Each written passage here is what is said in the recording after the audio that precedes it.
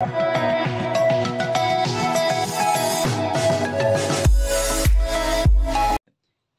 Guys, welcome back to my YouTube channel. आज हम एक छोटा सा टॉपिक आप लोगों के साथ लेकर आए हैं, ISLM कर्व। आज हम इसको पूरी डिटेल से समझेंगे, इजी वे में समझेंगे, ताकि जो सबको समझ आए। ये बहुत ही ज़्यादा इंपॉर्टेंट टॉपिक है। इसको हम थोड़े थोड़े करके समझेंगे कि ये होता क्या है। सबसे पहले हम देखते हैं, जो ये IS जो कर्व है, इसको हम गुड्स मार्केट भी बोल सकते हैं। जो ये LM कर्व है, इसको हम मनी मार्केट भी बोल सकते हैं। जो ये LM कर्व है, ये किसने दिया था? केन्ज ने। जो केन्ज ने है, उन्होंने LM कर्व दिया था। और जो ये IS कर्व है, ये क्लासिकल ने दिया था। इन दोनों को मिलाकर, इन दोनों को जो मिलाया है, वो किसने मिलाया है? J.R. हिक्स। J.R. हिक्स ने 1936 में इन दोनों को जो एक इक्विलिब्रियम लेवल पे पहुंचाया है कि इन दोनों में, गुड्स मार्केट और मनी मार्केट में, हम दोनों में इक्विलिब्रियम तक कैसे पहुंच सकती है। ये J.R. हिक्स ने 1936 में अपनी थ्योरी में बताया। लेकिन हम इसको एक अलग वे में समझेंगे, एक डिटेल से समझेंगे कि ये कैसे इसका डेरिवेशन हुआ है, कैसे हम मनी मार्केट और हमारा जो गुड्स मार्केट है, उन दोनों को इक्विलिब्रियम तक पहुंच सकता है। तो हम इसको थोड़ा सा डिटेल से समझेंगे कि इसमें क्या होता है। तब हम बात करते हैं, जैसे कि हम सभी को पता है, इन्वेस्टमेंट, जो क्लासिकल जो हमारे इकोनॉमिस्ट थे वो मानते थे, जो क्लासिकल इकोनॉमिस्ट क्या मानते थे, हमारे जो इन्वेस्टमेंट है वो फंक्शन होता है रेट ऑफ इंटरेस्ट का। और जो हमारा एस, जो सेविंग है, वो बोलते थे कि जो सेविंग है वो भी डिपेंड किस पे करता है? रेट ऑफ इंटरेस्ट पे। इसको हम थोड़ा इजी वे में समझेंगे, थोड़ा सा डायग्राम से भी समझ सकते हैं कि मान लीजिए ये हमारा इन्वेस्टमेंट है, ये हमारा रेट ऑफ इंटरेस्ट है,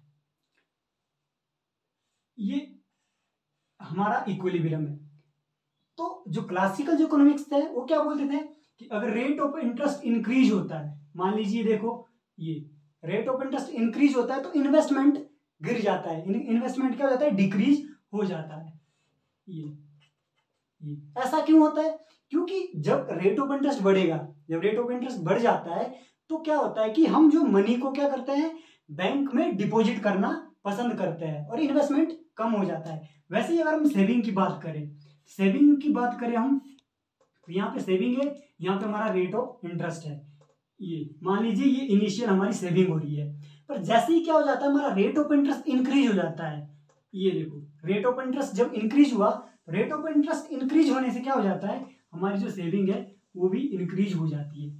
क्यों होती है? क्योंकि जब रेट ऑफ इंटरेस्ट आएगा तो हम बैंक में ज्यादा जो है डिपॉजिट करना पसंद करेंगे, क्योंकि वहां से हमें ज्यादा अर्निंग हो रही है। ये चीज क्या हमारे क्लासिकल जो है इकोनॉमिस्ट वो कहते थे, लेकिन वो एक इसको कंप्लीट नहीं बता पाए कि अगर इनकम लेवल चेंज होगा, अगर हमारा इनकम लेवल चेंज होगा तो उसका हमारा जो गुड्स मार्केट में वो क्या इंपैक्ट पड़ेगा। इसीलिए IS कर्व की जो है जरूरत पड़ी। तो इसको हम डिटेल से समझेंगे कि जो IS कर्व है उसका डेरिवेशन कैसे होता है। तो आइए देखते हैं, थोड़ा इसको डायग्राम से समझते हैं इजी वे में। तो चलो हम बात करते हैं, हम बात कर रहे थे IS कर्व की। ये हमारा एक्स एक्सिस है, ये वाई एक्सिस है, और यहां हम लेते हैं, ये हमारा इन्वेस्टमेंट हुआ और ये हमारा सेविंग हुआ। ये हमारा रेट ऑफ इंटरेस्ट हुआ। यहाँ पे हम इन्वेस्टमेंट और सेविंग ले सकते हैं।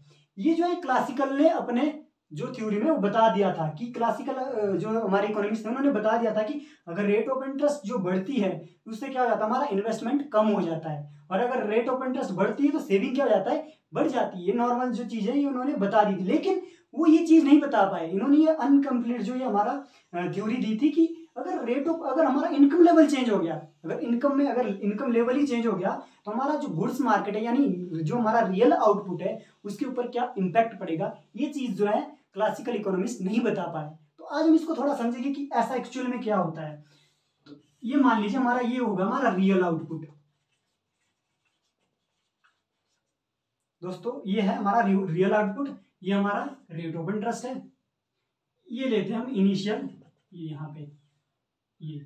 तब क्या है, अगर रेट ऑफ इंटरेस्ट क्या हो जाता है, सॉरी रेट ऑफ इंटरेस्ट नहीं, अगर इनकम लेवल चेंज हो जाएगा। इनकम लेवल कब चेंज होगा? जब गवर्नमेंट कुछ एक्सपेंडिचर करेगी, गवर्नमेंट अगर टैक्सेस कम करेगी ताकि जो लोगों की इनकम बढ़ जाए।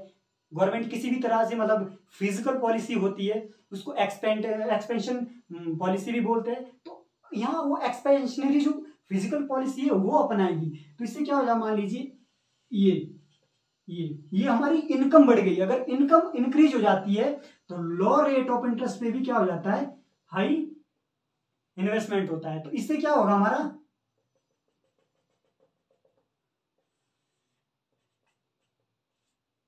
इसी को बोलते हैं हम आईएस कर्व। कि जैसे ही क्या हो जाता है हमारा, जब इनकम लेवल बढ़ जाता है, जब इनकम लेवल बढ़ जाता है उससे क्या हो जाता है, हमारा जो रियल आउटपुट है वो भी क्या हो जाता है, इंक्रीज हो जाता है। तो इसी को क्या बोलते हैं हम, आईएस कर्व बोलते हैं, जो कि एक क्लासिकल नहीं बता पाए थे प्रोफेसर जे.आर. हिक्स ने, इन्होंने 1936 में अपने जो थ्योरी उन्होंने दी है उस पे उन्होंने इस प्रकार से इसको मेंशन किया था। अब हम बात करते हैं एलएम कर्व की।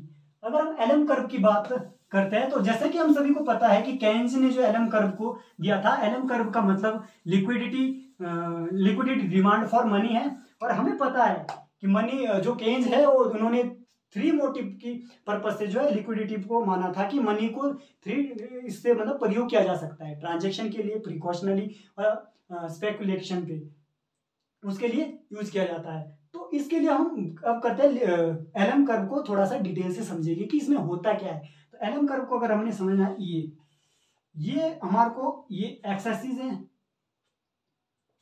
ये वाई एक्सिस है। यहां पे लेते हैं हम डिमांड फॉर मनी और यहाँ पे होगा रेट ऑफ इंटरेस्ट। यहाँ एक पर्टिकुलर टाइम में मनी सप्लाई है, ये मनी सप्लाई है, और ये हमारा क्या हुआ, ये लिक्विडिटी प्रेफरेंस है।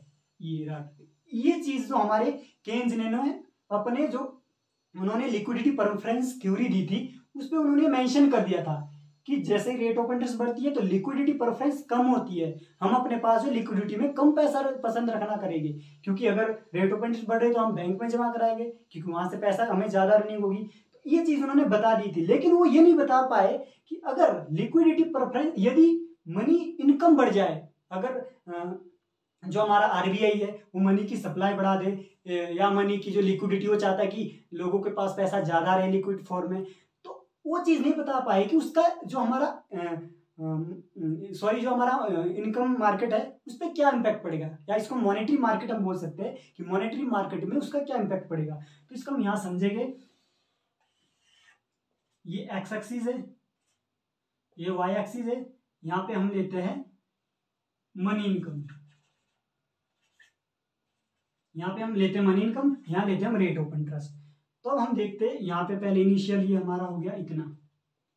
तो जैसे ही क्या हो जाता है कि गवर्नमेंट नहीं सॉरी जो आरबीआई है सॉरी जो आरबीआई है वो इनकम लेवल को चेंज करती है, लिक्विडिटी डिमांड को बढ़ा देती है। सपोज करो ये यहाँ बढ़ गई, लिक्विडिटी प्रेफरेंस बढ़ा दी गई, आरबीआई ने बढ़ा दी, तो उससे क्या होगा, रेट ऑफ इंटरेस्ट भी हाई होगा। तो उससे हमारा जो मनी मार्केट में भी क्या होगा, वो इंक्रीज हो जाएगा। सॉरी, इसको बोलते हैं हम एलन वक्र। इसका हमने डेरिवेशन सिंपल वे में अभी देखा है, इसमें और भी बहुत कुछ है, और इसमें अब हम इक्विलिब्रियम की बात करेंगे। अब हम बात करते हैं जो आईएस और एलएम कर्व है, इन दोनों में इक्विलिब्रियम कब होगा, यानी हम कह सकते हैं कि मनी मार्केट और जो हमारा गुड्स मार्केट है उन दोनों में इक्विलिब्रियम कब होगा। तो इसको हम एक डायग्राम से समझ सकते हैं। ये हमारा एक्स एक्सिस है, ये वाई एक्सिस है, यहाँ पे हम लेते हैं आउटपुट को, यहाँ पे लेते हैं हम रेट ऑफ इंटरेस्ट को। तो अगर हम इसके इक्विलिब्रियम की बात करें, जहां पे एलएम कर्व और आईएस कर्व दोनों आपस में इंटरसेक्ट करते हैं, जहां पे ये दोनों आपस में इंटरसेक्ट करेंगे उस पॉइंट को हम इक्विलिब्रियम पॉइंट कह सकते हैं। यानी हम कह सकते हैं कि मनी मार्केट और जो हमारा गुड्स मार्केट है वो दोनों इक्विलिब्रियम है। अब हम इसको शिफ्टिंग की बात कर सकते हैं कि इसमें शिफ्टिंग कैसे होती है, वो हम नेक्स्ट वीडियो में इसको जरूर कवर करेंगे कि इसमें शिफ्टिंग कैसे होती है। तो अगर आपको मेरी वीडियो पसंद आए, आपको लगे कि कुछ इसमें सीखने को मिला है, तो आप मेरी वीडियो को लाइक कर सकते हैं, सब्सक्राइब कर सकते हैं और शेयर भी कर सकते हैं। थैंक यू, धन्यवाद।